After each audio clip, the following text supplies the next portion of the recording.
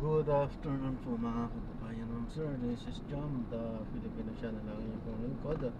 So today is April 3, 2026 at tayo ngayon ay dito sa may PIT guys, Kennedy Road, Tampo, Parañaque. At dadalhin po natin yan sa may East Glory Center, sa may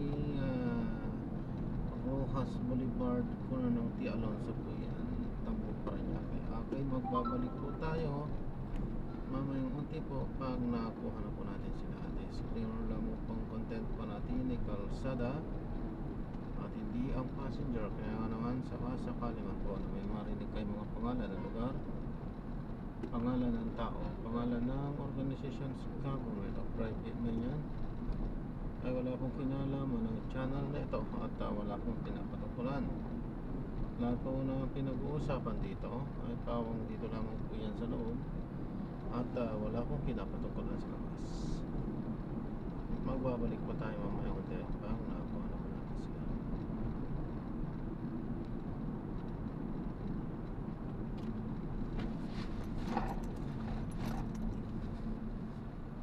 At bawal po kayo ito na at bawal po ito.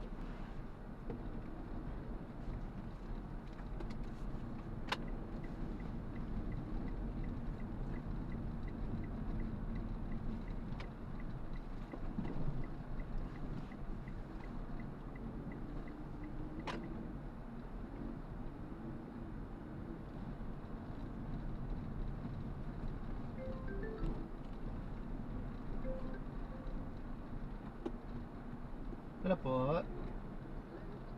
Hello, good afternoon po. Andito na po. Andito na po. Dito na po. Sa may drop off and pick up po. Sige sir, lapit ako. Saan po kayo banda? Diretso? Diretso pa? Sama ko lang sir. Okay.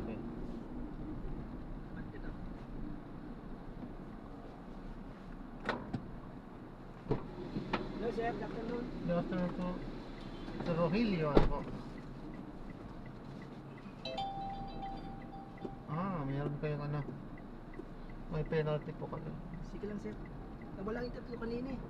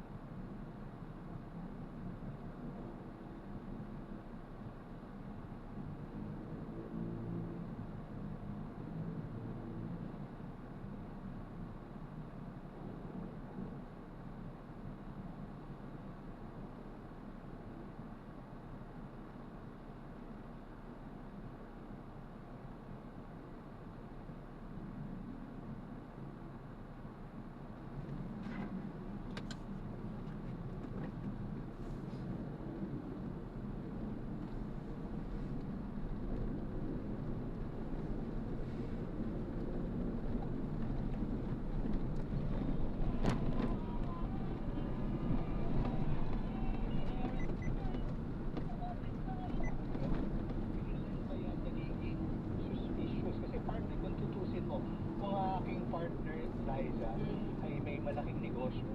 Yung 500, 1,000, Baka parang lang yan. baka yan ay isang, ano lang yan, isang araw na order sa Lazada o kaya order sa ibang bansa na nagsusupply sa'yo, minsan milyon pa, 100,000,000. Kung lalo na halimbawa ngayon, ang negosyo mo ay petroleum product, di ba?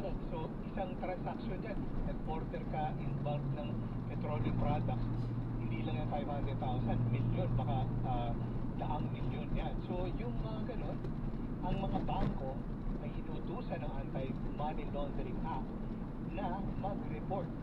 Ito, tinatawag na cover transactions, 500,000 above per day.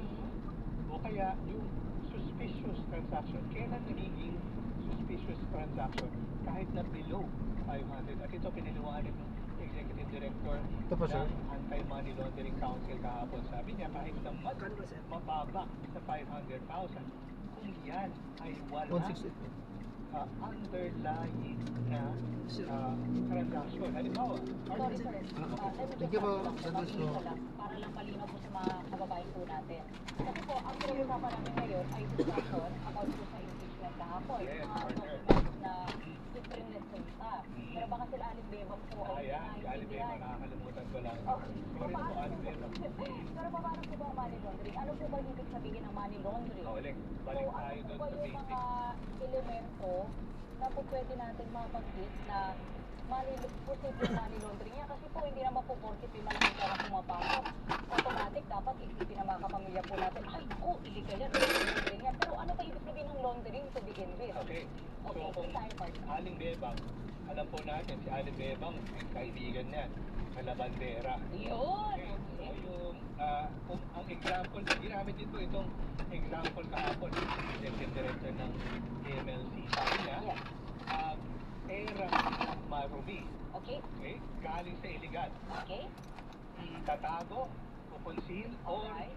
ipapasok mo yan sa banking system or sa insurance, Okay. securities, Mm. sa casino. Oh, Tama yun. okay. Para paglabas mo, kasi di ba, halimbawa pumasok ka sa casino, kunyari, bumili ka ng chip, di ba may deposit ka doon. Yes. Okay? Oo. So, hindi mo alam saan ang galing yung, ano ba, 5 million, kasi yun ang threshold naman sa casino. Opo. Pinasok mo yung 5 million, Opo. tapos, naglaro ka kunyari, nagpatalo ka or nanalo ka halimbawa ng piso, 5 piso. Tapos, in-encash mo na pabalik. So, para kasi ang presumption, kapag nasa casino, legal yan kasi Oo. authorized yan Tama by po. the government. So, yung illegal na pinasok, kasi hindi mo nga alam kung saan galing yung 5 million, yan ay pwede mong pugasan linisin sa Labahan, pamamagitan kaya ng laundering. labahan. At kung minsan, ipinapasok yan sa bangko. Alright. Pero halimbawa, kasi nga sabi natin, yun yung definition. Oo. Pero halimbawa nga ikaw ay nagnenegosyo, so hindi madumi Yes, ang tama. iyong pera. At paano mo patutunayan? Well, by Hindi face madumi. value, hindi siya mukhang madumi. Hindi, O kasi pag may legitimate kung may legitimate business ka at malalaki yung transactions mo, whether buying or selling, Yes, kasi tama. inflow and outflow yan, Mm. kumbaga hindi yan money laundering. Yes, okay. Abulol pala. So yun ang mga ilan sa mga sinisilip Ay, ayan, na-drop na natin sila. Maraming salamat po sa panonood hanggang sa muling ingat. God bless. Paalam po. ng